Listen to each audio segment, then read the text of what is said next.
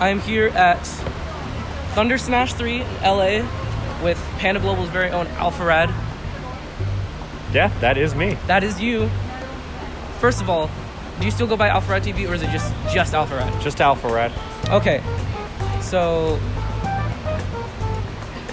it's always kind of been Alpharad. It's just it's a hard name to get on some socials, so the TV was kind of it was a placeholder. Okay. So in 2016 you did on Twitch you did sub games for challenge mode, and I played you in challenge mode, and I got fucked. Yeah. I got real fucked. That happened. So if you were to bring back challenge, okay, number one, who is your favorite guest on challenge mode that you've ever been able to talk with? I don't know. I mean, it was in an era where I didn't realize how to collaborate with people. It was just kind of like, oh, people want me to collaborate with them, I will. And now I typically only collaborate with people I have a friendship with, or someone who I genuinely enjoy their content. I just kind of did things for the fans without any consideration of what I wanted. So given all that, I would probably say Lythero, because he was probably the only person from all the challenge mode who I really developed a long-term friendship with. Wait, were you ever friends with J-Tails, right? I mean, J-Tails and I were friends, but it's just okay. I was saying I was the closest friends with. Yeah, okay. So we can really shit on J-Tails now since we're throwing him in the dirt. No, that's not what I meant.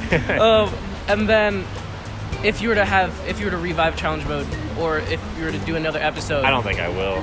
Well, hypothetically, who would you want on there? I don't know. I haven't even thought about it because I just don't really plan on Joe it. Sniffy, Major Dunk. They're in all my content already. Well, then that's great. Then we can get more content with them because everybody loves them. Okay. Anyway, so I've been a fan of you since 2014. Much appreciated. I've experienced. That's the origin of it all. I've experienced you kind of grow as a creator. You've been through lots of changes with your commentary and your editing and just your content as a whole. Yeah. Is there any content creator or player or somebody in the community that you've kind of been starstruck to meet, and how was your first interaction with them? Typically no. I have a pretty rational head on me. Everyone is just trying to do the same thing, So it's when you meet someone, even if you're a fan of them, you don't really get starstruck because you don't want them to act that way towards you. Yeah. You just want to be treated as a person. At the end of the day, that's what we all want. But I've met people who I'm surprised they know me and stuff like that, because I always assume I'm just some kid. But I'm 23 now, and I have a lot of subs on YouTube, and that's wild to me. It doesn't feel like it's true, but I'm happy regardless. It just does. It's surreal. You never expected to be this big? No, absolutely not. Okay. God, no. I think probably the most starstruck I've been, I grew up on Newgrounds, which is why my humor is so fucked. But when I met Egoraptor, I met Aaron Hansen at TwitchCon one year, and that was crazy. I've never been starstruck before, and I was oh, I'm going to say hi, that's going to be cool. I never thought I'd be starstruck, but I was. It was a cool phenomenon to actually be starstruck. That sounds pretty fun. Yeah. He also said he's heard of me, so I was no, you really? haven't, liar. No, I actually don't believe you. Okay. That's fair. Not much I can do to change your mind on that. There is not. You don't have evidence. Do not.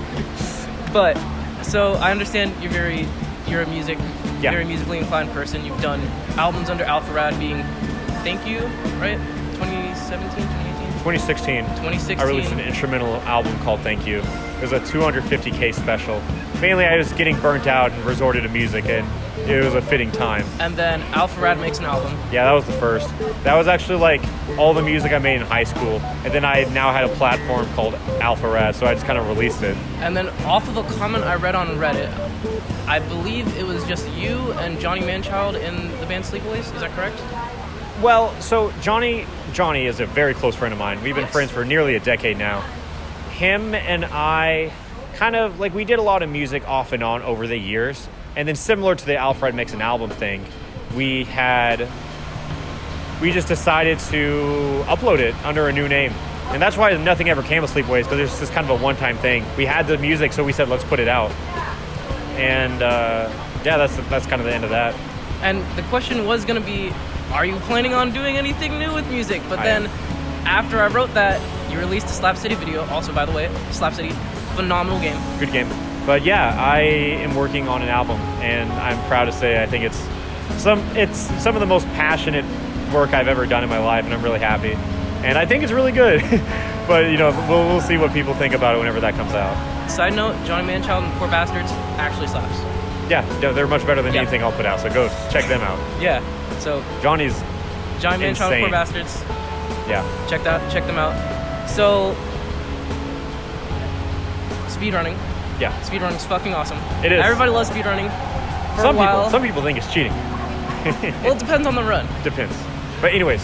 So, for a while, back in October of 2017, yes, you did a lot, and I mean a lot of Mario Odyssey content. Yes. Over 10 hours on YouTube of just videos, and then numerous of other hours on Twitch, just streaming runs. So other than Mario Odyssey, what is your favorite speedrun to watch and speedrun to run? Celeste is definitely my favorite speed game to watch. Phenomenal game. I think Sunshine's a really fun run. Anything with high APM is always interesting to me. Outside of Odyssey, I've always dabbled in speedrunning.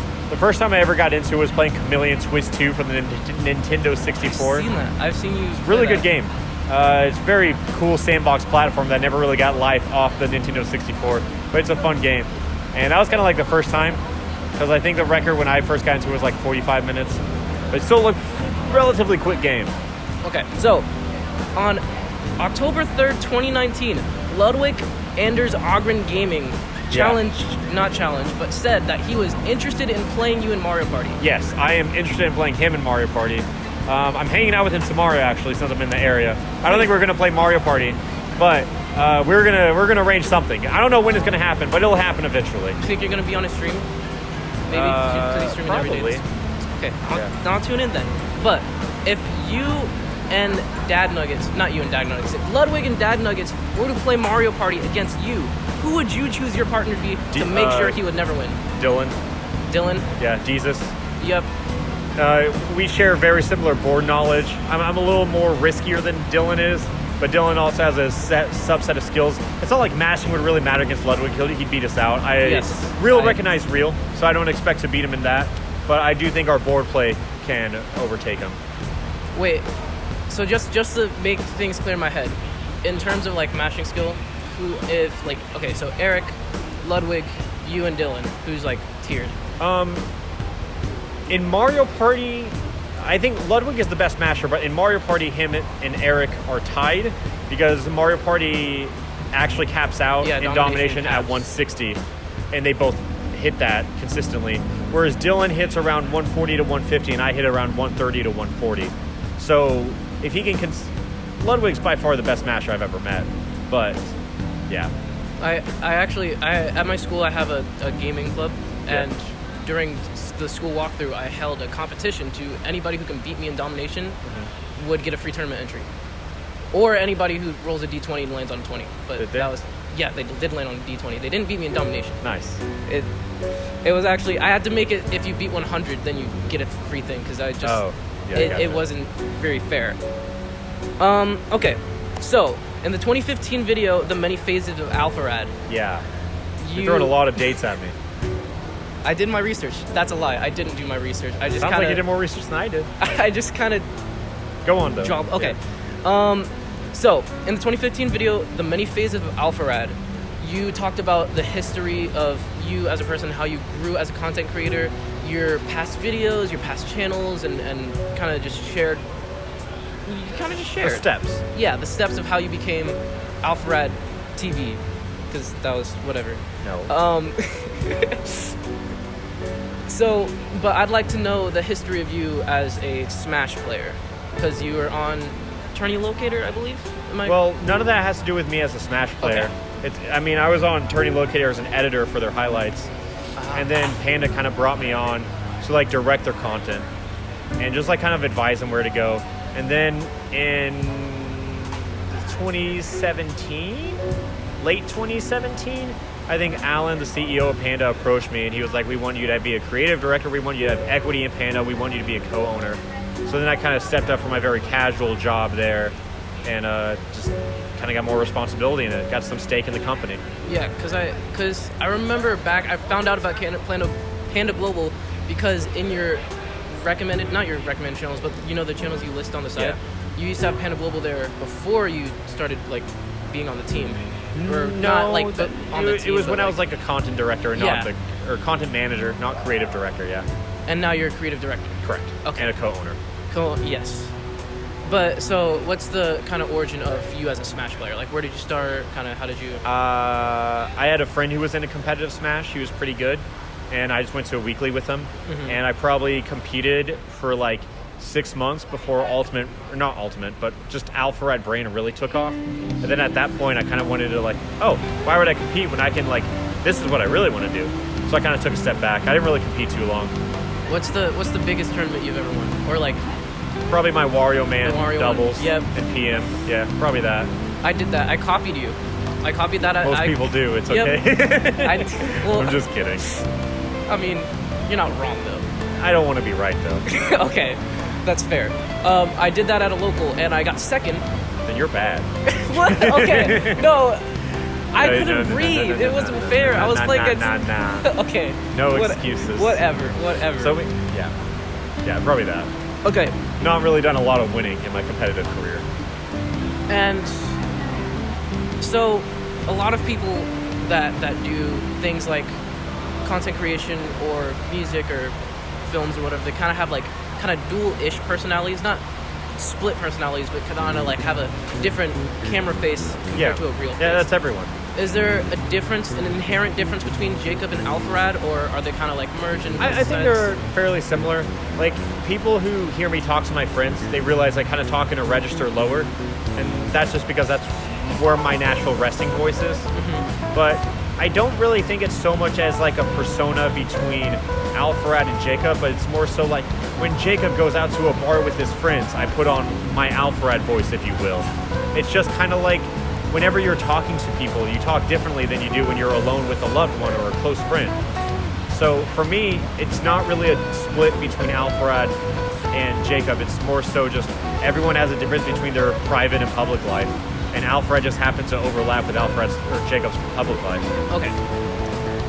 And is there any tips that you have for kind of people who are maybe inspiring to grow their content or grow their scene in any sort of fashion? In terms of growing your brand and content, it's like you can give someone as much advice as you possibly can, and it won't affect them at all. You can't teach a blind man how to see, and if they don't have that passion to grow their content, no advice will ever truly help them. Because there are a lot of people who make one video and it does well, and then they never really have the passion or the knowledge to take it further. Because a lot of it is just, if you like it and it's working, just keep doing it. Everyone has an audience out there somewhere. It's theoretically, you will eventually find it. In practice, you might not. But the thing is, you never really know unless you try. And it sounds so cliche, but it's really just true. Where if you want something and you're doing it, keep doing it, because there's always the chance it might work out. I always advise people to not like drop out of things that work, like school or legitimate jobs, until you're making a living off of content creation. But eventually you will have to take the dive, and it's kind of up to everyone's own standard when that dive is acceptable. So just kind of keep trying in the background, and maybe one day you can make it your foreground. Okay, and finally, is there anything that you would like to say to the viewers or to anybody out there? I don't know. I mean, I kind of answered a lot of like good questions. I think just, hey, youtube.com/Alpharad, that's where you find me. Well, damn it. That was my next question. Where do I find you? youtube.com/Alpharad. What about social media? Twitter.com/Alpharad. Instagram? Instagram.com/Alpharad. Okay. I got all my socials. No TV at all. No TVs. It's nice. Get out of here, TV. It's all about being well connected. Okay. So that's all we have for today. If you would like to find him, as he said, youtube.com/Alpharad. youtube.com/Alpharad. Please subscribe. And if you want to find me, I'm on twitch.tv/EnderSSB every other Sunday, streaming locals. And that's it. Have a nice day. And you too. Yeah, of course, man. Yeah, thank you for this. Have a wonderful day. You I too. hope your event Enjoy goes well. your weekend. Huh? I hope the rest of your event goes well. I hope so too. Take care, man. You Thanks too. for that.